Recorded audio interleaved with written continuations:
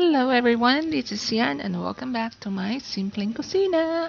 For today's video, ang lulutuin naman po natin ay ang masarap na tahong. Okay, simple lang po ito guys. Una natin gagawin, syempre painitin ang ating kawali. Okay, painitin lang natin. Kapag mainit na, lagyan natin ng ating sibuyas. Okay.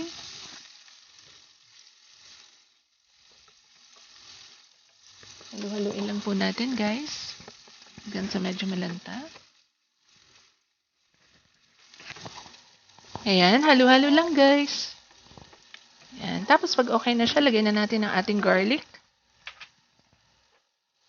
Ayan. Haluin hanggang sa maging golden brown. Halo-halo lang. Oo, nawawala sa focus. Ang aking kawali. Nawawala ka sa camera. Ano ba yan? Kasi naman, nag-iisa. Yan. Nagka-camera na. Nagluluto pa. Pagkatapos niyan, syempre, lalagay na natin ang ating luya. Ang mahiwagang luya, nasaan na?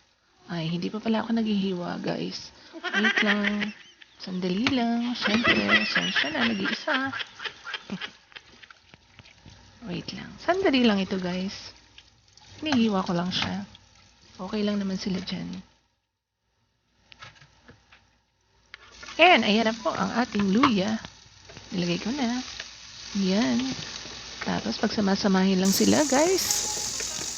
Dali lang itong gawin guys, para ka lang nagtitinola.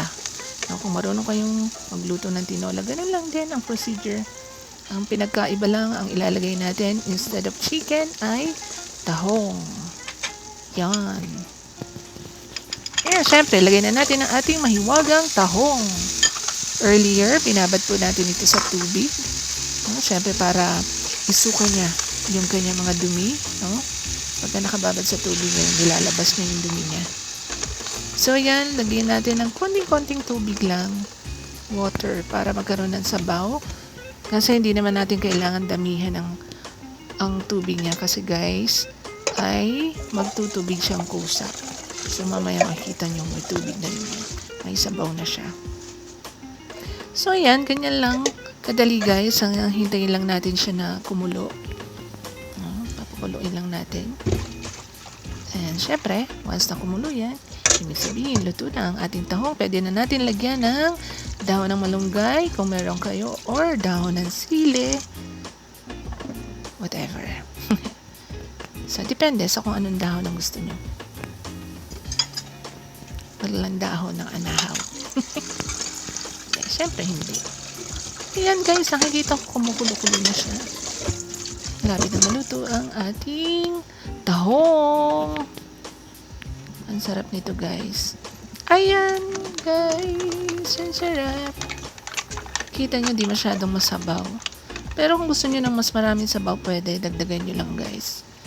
O ayan o, nag-ano na siya, nagsabaw na siyang kusa.